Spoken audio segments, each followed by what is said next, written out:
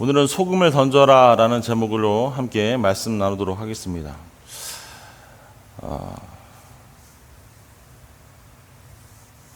여러분은 이 말씀을 오늘 함께 보시면서 무엇이 가장 먼저 여러분의 마음에 들어오십니까? 짧은 4절의 말씀이죠. 엘리사가 처음으로 기적을 행한 그런 장면입니다. 우리가 이 말씀을 보면서 이것은 참 멋진 기적이었고 하나님께서 엘리야를 사용하신 것처럼 엘리사를 사용하시는 것이 우리 눈에 보기에 참 아름답고 좋은 것으로 여겨질 수 있습니다. 그렇게 생각할 수 있습니다. 그런데 이 이야기로부터 우리가 또 무엇을 알 수 있을까요? 요즘 고민이 많습니다. 늘 고민이 있지만 교회를 꾸려나가고 있는 목사의 한 사람으로서 정말 우리 주님께서 원하시는 교회란 어떤 교회인가, 그리고 시대가 부여하는 선교적 사명을 감당해야 하는데 우리가 그런 사회적인 빛과 소금의 역할을 감당하는 그런 교회로 살아가고 있느냐 하는 것이 그런 생각이 두서없이 나타났다가 사라지곤 합니다. 이런 생각 속에서 깨달은 것은요, 교회가 갖고 있는 어떤 물질적인 영적인 그런 에너지와 은사가 제대로 사용되지 못하고 그냥 땅에 묻혀 있는 것을 우리가 심심치 않게 볼 수 있다는 겁니다. 아니, 이따금 그 은사가 그런 능력이 발휘된다 할지라도, 활용된다 할지라도 적절한 곳에, 적절한 것에 사용되지 못하고 있다는 것을 우리는 알 수 있습니다. 오늘 본문에 나오는 샘에 대한 이야기, 물에 대한 이야기에 우리는 주목할 수 있습니다. 오늘 본문은 엘리사가 엘리야의 대를 이은 후에 여리고에 머물면서 행한 최초의 이적입니다. 이 말씀이 이렇죠. 여리고의 물이 좋은 물로 바뀐 그 축복이 기록되어져 있는 말씀이 오늘 열왕기상 2장 19절로 22절의 말씀이에요.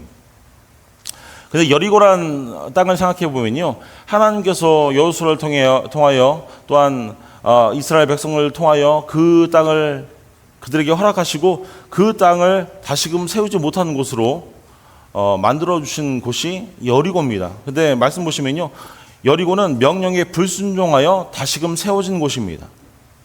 그런데 비록 이 여리고성이 불법으로 세워진 것이라 할지라도 그 안에 경건한 노력들이 있음을 우리는 말씀 가운데 찾아볼 수가 있습니다. 그래서 엘리사가 이제 이곳에 온 것은, 이 여리고에 온 것은 엘리야의 승천을 저 멀리서 보던 자들에게 더 자세히 그 하나님의 역사를 상세히 설명해 줌으로써 그 여리고성에 있는 성도들의 믿음을 굳게 하기 위함에 써 있습니다. 사랑하는 여러분, 오늘 본문은요, 우리에게 이 진리를 일깨워 줍니다. 더불어서 감사하게도 그것은 또한 지금을 살아가는 우리에게 주권적인 창조주 하나님이 주시는 해결책, 어떤 능력을 우리에게 보여줍니다. 또한 이 땅에서 크리스찬으로서, 믿는 신자로서 우리의 책임을 우리에게 또한 알려줍니다. 오늘 우리가 읽은 이 짧은 4절의 말씀에서 저는 하나님께서 우리들에게 하나님에 대한 아주 기본적인 진리를 가르쳐 주심을 기억하실 수 있기를 부탁을 드립니다. 오늘 말씀은요, 요약하면 그거예요. 변하지 않는 불변한 것들을 변화시키는 하나님의 능력을 오늘 말씀은 우리에게 선포하고 있습니다. 다시 한번 말씀드리면 어떤 능력이요? 사람들이 해결책과 답을 찾기 위해 하나님을 찾을 때에 하나님께서 불변한 것들을 변화시키는 그 능력을 보여주는 겁니다. 그뿐만 아니라 그것이 한 번이 아니라 영원토록 우리의 삶 가운데서 지속되는 결과를 우리에게 보여준다는 사실이에요. 변하지 않는 것을 변화시키는, 불변하는 것들을 변화시키는 하나님의 능력입니다.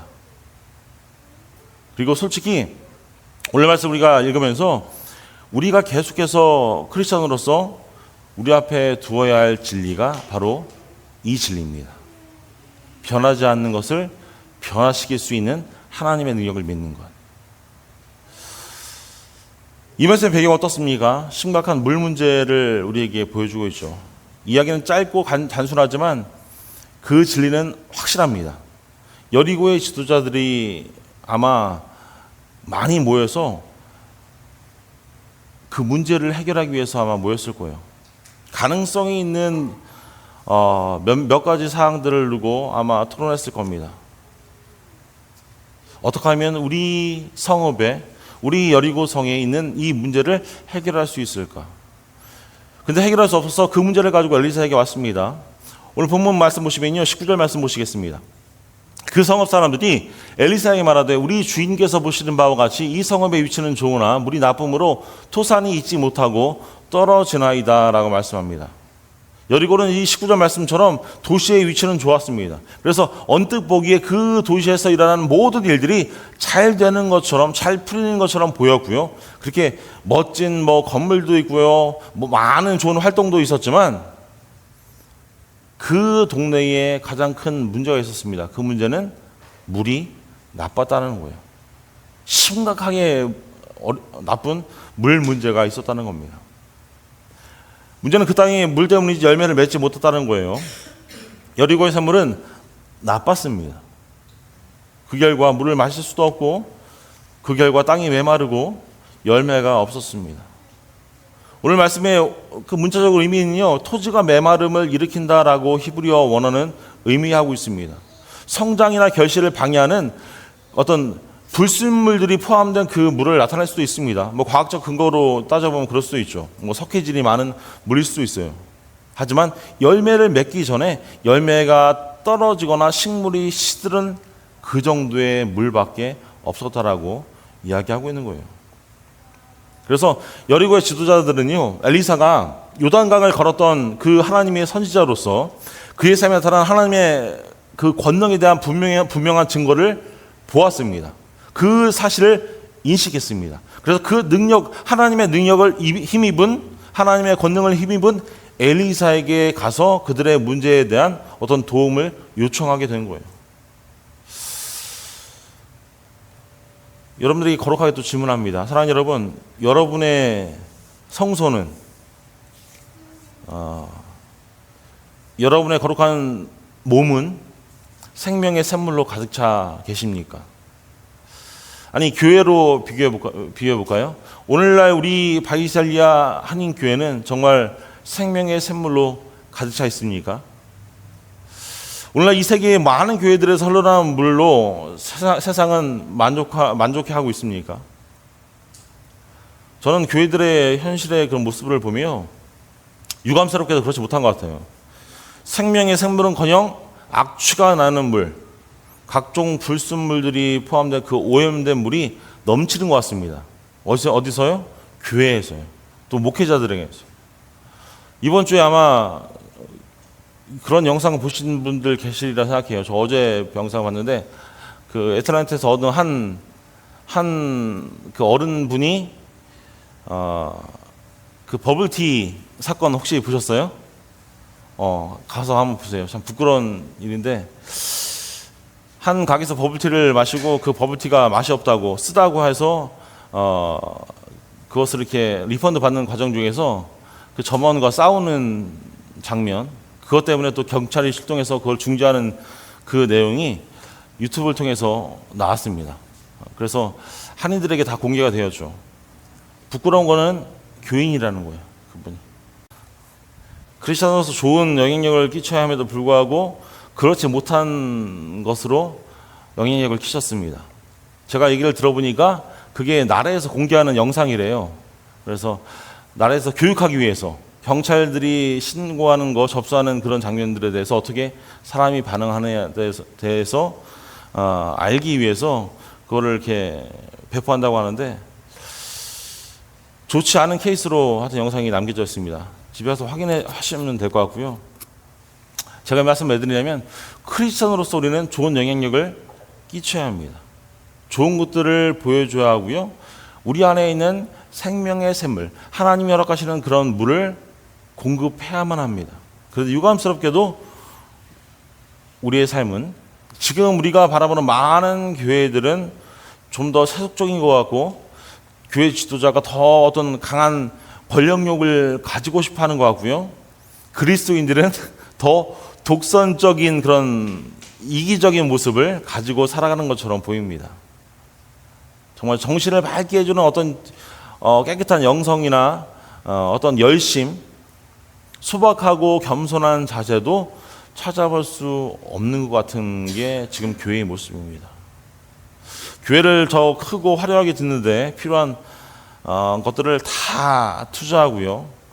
어쩌면 소외되고 가난한 자들이 삶에 내려가서 그들의 무너진 삶을 가꾸고 돕고 필요한 것들을 공급해야 하는 그런 일들을 멀리하며 어쩌면 영적인 향기가 풍기지 않는 교회의 모습으로, 영적인 향기가 풍기지 않는 크리스천의 모습으로 살아가고 있는 것이 현재의 기독교의 모습이 아닐까 생각을 합니다. 제가 너무 암울하게 평가하고 있는 건 아닌 것 같아요. 그냥 뉴스에 나오는 우리가 바라보는 그런 모습들 중에서 그렇게 볼 수 있습니다. 정말 교회에서 흘러나온 물이 세상의 죄악과 불의를 씻어내기는커녕 오히려 교회가 세상의 어떤 법대로 정화되어야 하는 위치에까지 올라가고 있는 게 지금 현재의 모습입니다. 이런 상황에서 우리는 묻지 않을 수 없습니다. 이제 인류의 역사 속에서 정말 기독교인으로서, 아니 기독교의 역사가 언제까지 지속될 것인가? 더 이상 교회는 에스겔서 47장에 나오는 말씀처럼, 그 환상처럼 성전에서 흘러내는 물이 처음에는 발목과 그 다음에 무릎과 허리와 그 다음에 사람이 다 건너지 못할 만큼 덮이는 큰 강이 되어서 그 강물에는 많은 물고기와 생물들이 번성하고 커다란 생명의 강물은 흘러서 바다로 들어가 바닷물을 되살리고 강물이 가는 곳곳마다 주변에 많은 생물체들이 살아나며 번성하며 풍성한 열매를 맺게 되는 그 역사가 지금 우리가 믿고 있는 이 기독교의 삶 가운데, 우리 교회에서 흘러나오는 그 물 가운데 나타날 수 있는가 하는 문제가 우리에게 있습니다. 아니 어쩌면 세상 사람들이 보기에 저 기독교는, 저 교회는 그냥 고인 연못이야, 고여서 언젠가는 썩을 거야 라고 생각하는 것이 우리의 모습이 아닐까 생각해요. 교회가 정말 하나님께서 원하시는 영적인 그 물을 끊임없이 생산하는 그 생명의 샘이 될 수 있는가 아닌가, 그런 기로에 지금 서 있다라고 저는 생각합니다. 분명히 성경은 우리에게 이렇게 하죠. 구원의 능력이 사람에게 있지 않고 하나님으로부터 분명히 있음을 알게 하기 위하여 우리를 주 예수 그리스도의 복음이 보배가 담긴 질그릇으로 묘사합니다. 우리가 몇 주 전에 보았죠. 고린도후서 4장 6절로 7절 말씀입니다. 어두운 데서 빛이 비치라 말씀하셨던 그 하나님께서 예수 그리스도의 얼굴에 있는 하나님의 영광을 아는 빛을 우리의 마음에 비추셨느니라. 우리가 이 보배를 질그릇에 가졌으니 이는 심히 큰 능력은 하나님께 있고 우리에게 있지 아니함을 알게 하려 함이라. 오늘 말씀 다시 좀 들어갑니다. 20절 말씀 보시면요,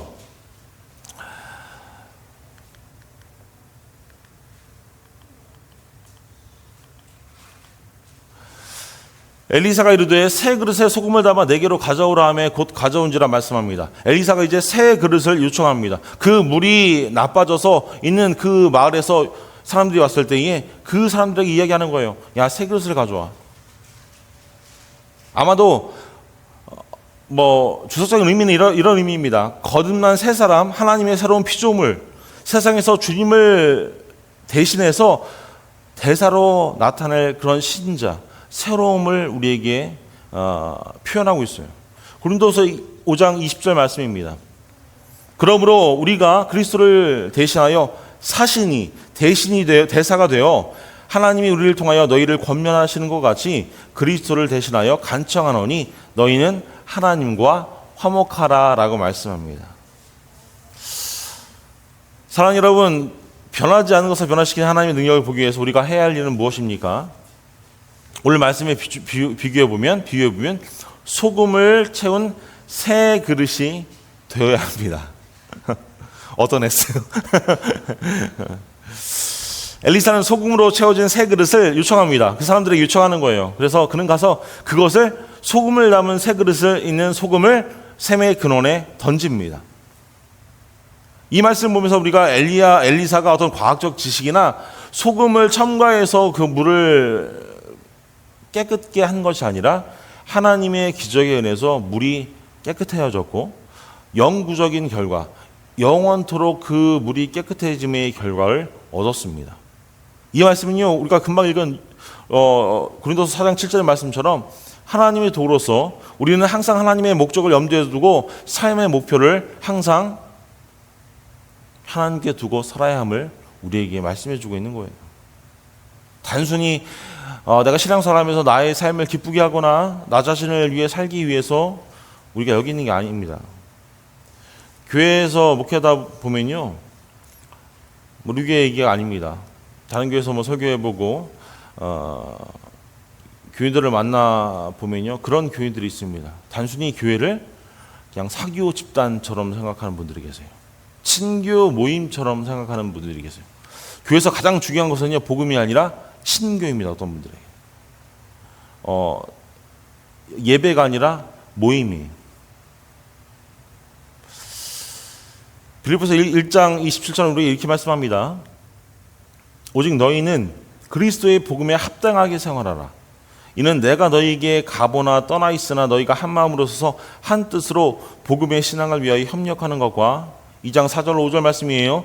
각각 자기의 일을 돌볼 뿐더러 또한 각각 다른 사람의 일을 돌보아 나의 기쁨을 충만하게 하라. 너희 안에 이 마음을 품으라. 곧 그리스도 예수의 마음이니. 그리스도의 예수의 마음을 품고 그 예수님의 그 복음으로 합당하게 너희가 생활하라고 우리에게 말씀하시는 겁니다. 그럼 다시금 돌아가서 우리 신자들이, 우리 믿는 크리스찬들이 삶의 소금을 가지고 목적을 가지고 살아갈 때에 어떤 효과가 있습니까? 이 소금이라는 것은 여기에 두 가지 의미가 있죠. 하나는 부패와 썩음을 방지하는, 그리고 세상을 맑게 하는 거고요. 다른 하나는 맛을 내는 겁니다. 아마 이 말씀에 대해서 너무나 많이 들으셨기에 잘 아시라 생각해요. 근데 여기에는 생각해보면요, 부정적인 의미도 있고요, 긍정적인 의미가 있습니다. 부정적으로 생각해보면요, 믿는 자들이 소금의 역할을 감당치 못한다면 세상은 어떤 모습일까요? 또 어떻게 될지를 우리에게 보여주는 겁니다. 연못이 고여서 썩는 것처럼 그 안에 그 우물이, 여리고성의 물이 가만히 썩어 남들에게 줄 수 없는 그 물이 된 것처럼, 그 안에 소금이 들어가서 그 물이 정화된 것처럼, 그 소금이 없을 때, 소금의 효과가 없다면 영적으로 볼 때 사람의 죄의 상태에 대해서, 어떤 인간적인 관점으로 볼 때에 사탄의 끊임없는 어떤 공격으로 통해서 세상이 도덕적으로 영적으로 부패하게 될 것이라고 성경은 우리에게 가르쳐 줍니다. 긍정적인 면으로 볼까요? 소금의 역할을 제대로 우리가 한다면 말씀이 충만하고 성령 충만한 삶을 살아갈 수 있습니다. 그리고 그리스도의 생명의 맛을 느끼게 할 책임을 우리가 깨닫는다면 우리가 관계하는 사람들 가운데, 우리의 사회 가운데 그 사회를 깨끗게 하고 치유하는 효과를 우리가 얻을 수 있는 줄로 믿습니다. 골로새서 4장 5절로 6절 말씀입니다. 이렇게 말씀하죠. 외인에 대해서는 지혜로 행하여 세화를 아끼라. 너희 말을 항상 은혜 가운데서 소금으로 맛을 냄과 같이 하라. 그러면 각 사람에게 마땅히 대답할 것을 알리라. 우리의 말 가운데, 우리가 사람들을 관계하면서 지혜로 그 사람들과 행하는데 항상 우리가 하는 말들을 은혜 가운데서 소금으로 맛을 냄과 같이 하래요. 어떤 의미일까요?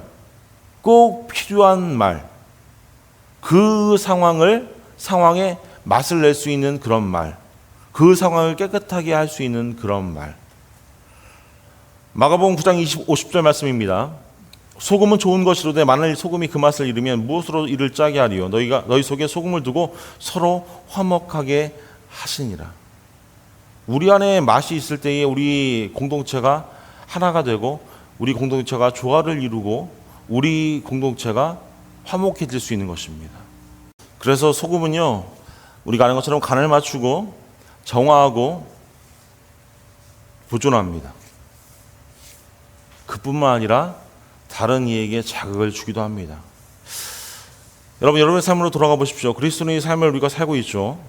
하나님의 뜻을 우리가 살면서 성취하는 것은요, 항상 어떤 사람에게, 누구에게는 우리가 가는 그 길이 잘못된 것처럼 보일 수 있습니다.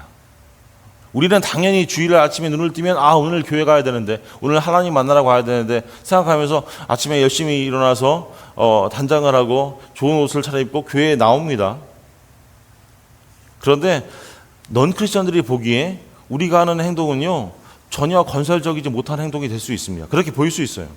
왜 주일에 일주일 동안 열심히 일하고 토요일 주일 쉬는 시간인데 왜 그 시간에 가장 중요한 시간에 중간에 딱 끊어서 그 시간을 왜 하나님께 드리지? 왜 교회 나가지?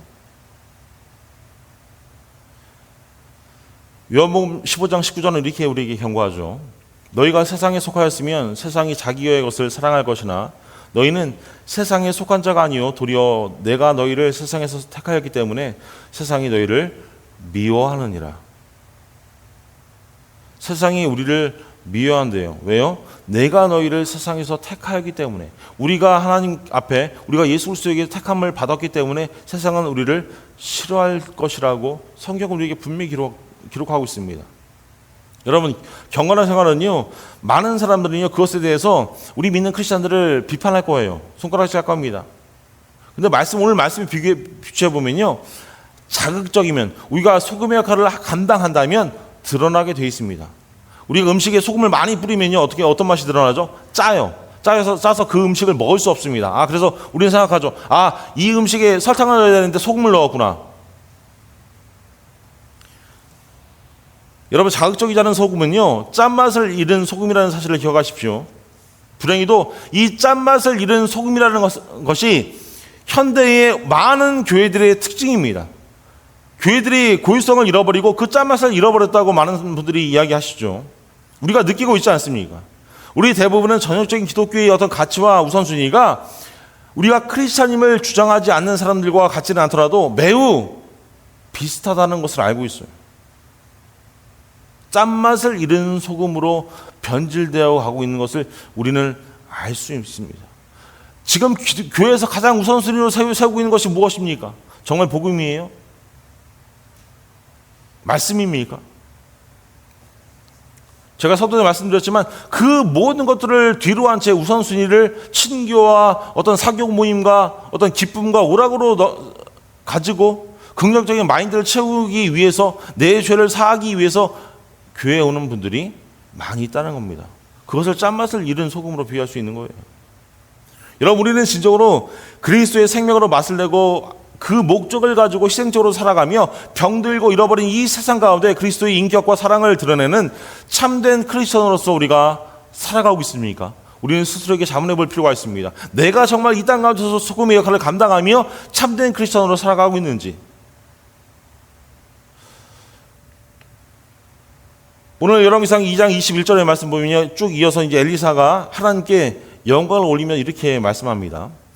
엘리사가 물 근원으로 나아가서 소금을 그 가운데에 던지며 이르되 여호와의 말씀이 내가 이 물을 고쳤으니 이로부터 다시는 죽음이나 열매 맺지 못함이 없을지니라 하셨느니라 하니. 이 말씀 무슨 뜻입니까? 물을 고친 것은 누구의 능력이에요? 엘리사의 능력입니까? 아니에요. 소금입니까? 아니에요. 엘리사나 소금이 아니라 그 물을 고친 분은 하나님이심을 고백하고 있습니다. 여러분, 우리의 삶에서도요, 오늘 19절 말씀처럼 변하지 않는 상황이 있습니다. 불변하는 진리 같은 것이 우리 삶에 있습니다. 그 물은 나쁜 거예요. 그 샘은 나쁜 물을 내뿜고 있습니다. 여리고의 지도자들이 아마도 이 상황에 대해서 여러 번 회개하고 해결책을 제시하려고 했지만 아무것도 찾지 못했다고 저는 확신합니다. 인간적인 관점으로 볼 때 그들이 생각하는 거예요. 이거 할 수 없을 것 같은데, 내 능력으로 할 수 없을 것 같은데, 어떤 내가 가진 과학적인 지식으로 어떤 것들을 실험했는데 그 관점에서 보기에도 이건 바뀔 수 없는 것 같은데. 하지만 말씀은 우리에게 이렇게 이야기하죠. 하나님께로는 변하지 않는 것이 없다라는 것입니다. 사람이든 조건이든 변하지 않는 상황에 우리가 직면했을 때 우리는 어떻게 그 상황에서 반응하십니까? 어쩌면 우리도 여리고 사람들이 한 것처럼 그렇게 반응하고 있잖아요.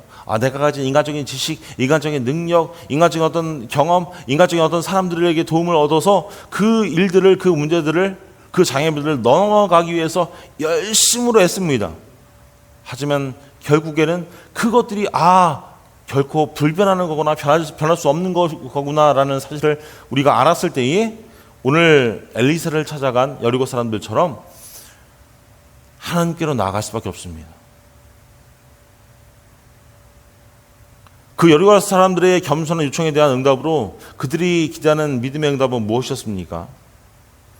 그 사람들이, 여리고 사람들이 하나님의 선지자인 엘리야에게 호소한 결과로 그들이 얻기를 원하는 것은 무엇이었습니까? 기적이에요, 기적. 나는 할 수 없고 우리 인간은 할 수 없는 그 기적을 엘리사를 통해서 그 변화를 기대했어요. 그 응답으로 하나님은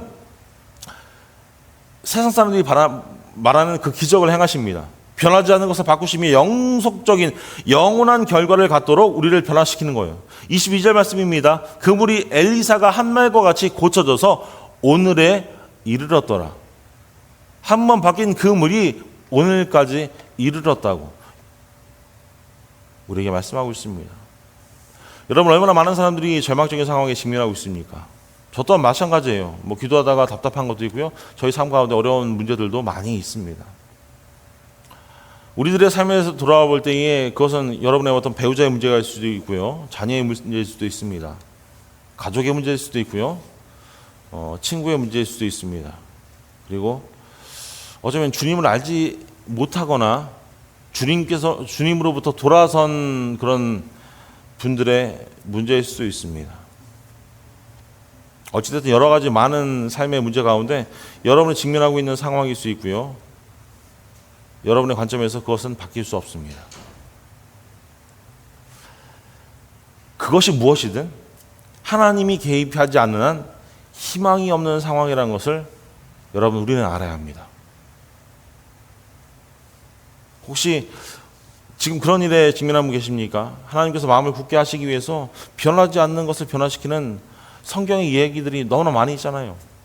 사도행전 8장 말씀 보시면요, 우리가 알고 있는 바울의 이야기가 나옵니다. 그 사울은 기독교와 다른 종교를 가진 사람이었습니다.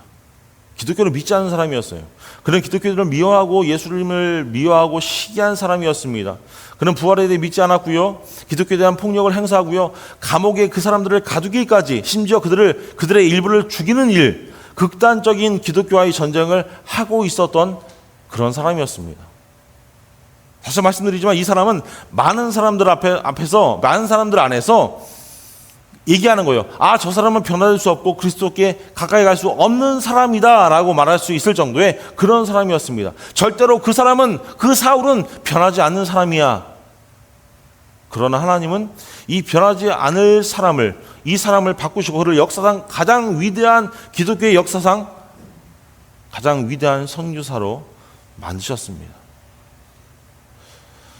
출애굽기 16장에 보면 만나 이야기가 나오죠. 이스라엘의 200만 명이 광야에서 나옵니다. 끊임없이 이동한 수백만 명의 사람들이 사막의 그 길을 매일 가며 음식을 얻으려면 어떻게 음식을 얻어야 합니까? 저는 이 말씀을 보면서 늘 궁금하죠. 그 200만 명이 달려갈 기차도 없고 음식도 없고 설사 있다고 해도 그 많은 양의 음식을 어떻게 가지고 어떻게 나르겠습니까? 그리고 한 곳에 머무르지 않아서 씨를 뿌리고 거기서 결실을 맺을 수 있는 그런 시간도 없고 열매를 기다리지도 못했는데, 그 애굽을, 이집트를 떠날 때 음식을 조금 가져가겠지만 금방 그 음식은 동났고요. 40년을 버틸 방법이 없었습니다. 하루가 지나면서 그 상황은 더 악화됩니다. 우리는 질문할 수 있죠. 사람들이 사막에 있고 끊임없이 이동하는 그 200만 명이 넘는 그 사람들이 그들이 어떻게 매일 먹으며 그 길을 갈 수 있었겠습니까? 제가 캠핑을 가보면요, 며칠을 가게 돼도 그 차 안에 먹을 걸 잔뜩 싸가야 합니다. 음식을 준비하느라 고생한 기억이 저는 나요. 그런데 출애굽한 백성들은 40년을 캠핑 생활을 한 거예요. 변하지 않는 상황입니다. 변할 수 없는 상황이에요. 출애굽기 16장 4절에 이렇게 말씀하죠. 그때에 여호와께서 모세에게 이르시되 보라, 내가 너희를 위하여 뭘 준비해요? 하늘에서 양식을 비같이 내리니 백성이 나가서 일용할 것을 날마다 거둘 것이라. 이같이 하여 그들이 내 율법을 준행하나 아니하나 내가 시험하리라. 그리고 즉시 변하지 않는 것이 변했습니다. 내가 너희를 위해 하늘에서 먹을 양식을, 빵을 비처럼 내가 너희에게 내리겠다. 그래서 백성이 나가서 날마다 하루의 몫을 거둘 거야 라고 하나님께서 약속하시는 거예요.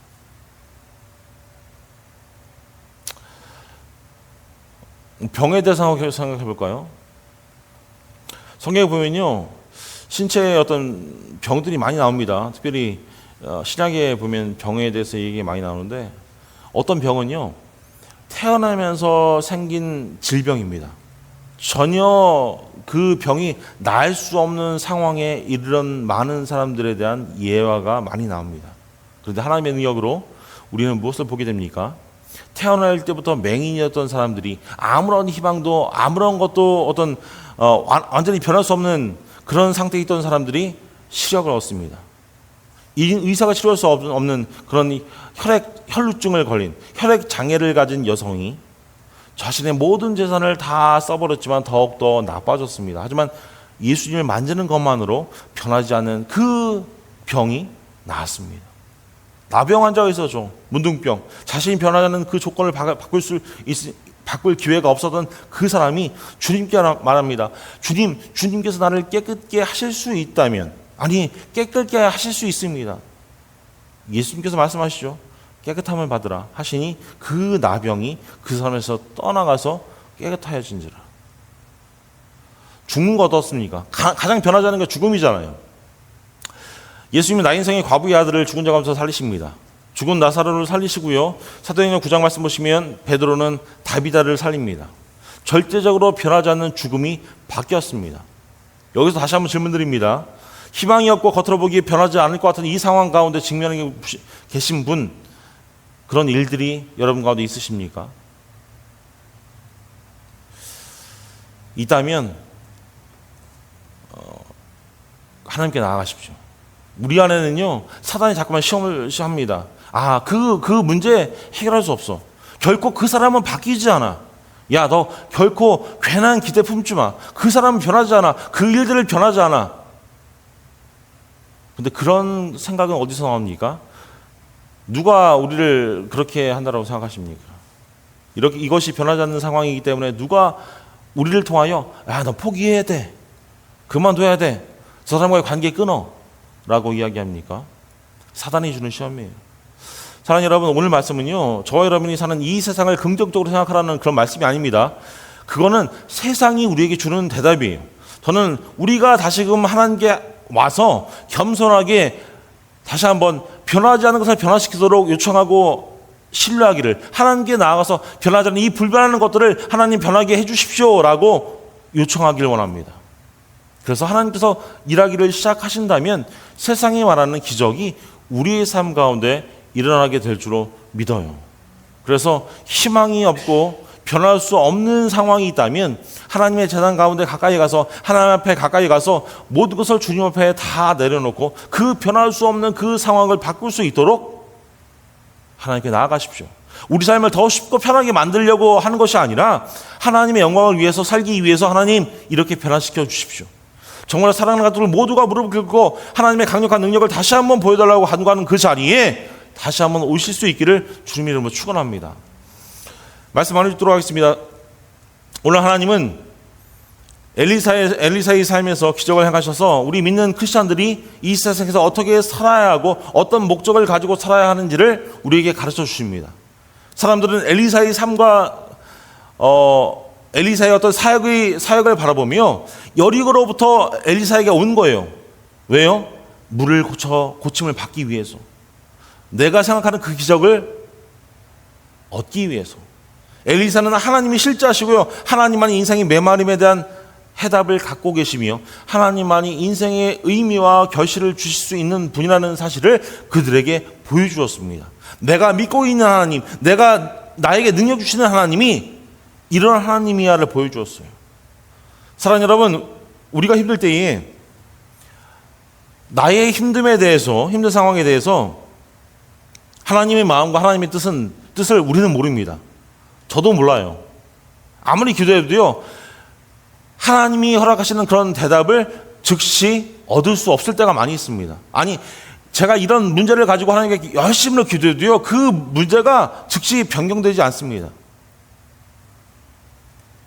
나의 삶 가운데 열심히 하나님을 찬양하고 하나님을 섬기려고 그렇게 노력하지만 그렇지 못하는 상황으로 우리를 하나님께서 모실 수도 있습니다. 그런데 아마도 그것은 하나님께서 이 과정에서 저와 여러분에게 어떤 변화를 주기 위한 그런 선택임을 꼭 믿으십시오. 그러므로 오늘 말씀드린 이 귀한 말씀을 가지고 전능하신 주권자 그 하나님께 변치 않는 것을 변화시켜 달라고 간구하면서 주님 앞에 더욱더 진심으로 가는 우리 가족들 다 될 수 있기를 부탁을 드립니다. 주님이 우리 시대에 놀라운 일을 하시기를 원합니다. 바라기는 우리 사랑하는 가족들 모두가 겸손함과 간절함으로 하나님께 나아가는, 변하지 않는 그 불변의 것들을 변화시키는 하나님께 나아가는, 그래서 이 시대의 진정한 사명자, 진정한 헌신하는 자를 찾으시는 하나님의 음성에 순종하는 우리 사랑하는 가족들 다 될 수 있기를 주님의 이름으로 축원합니다. 기도하겠습니다.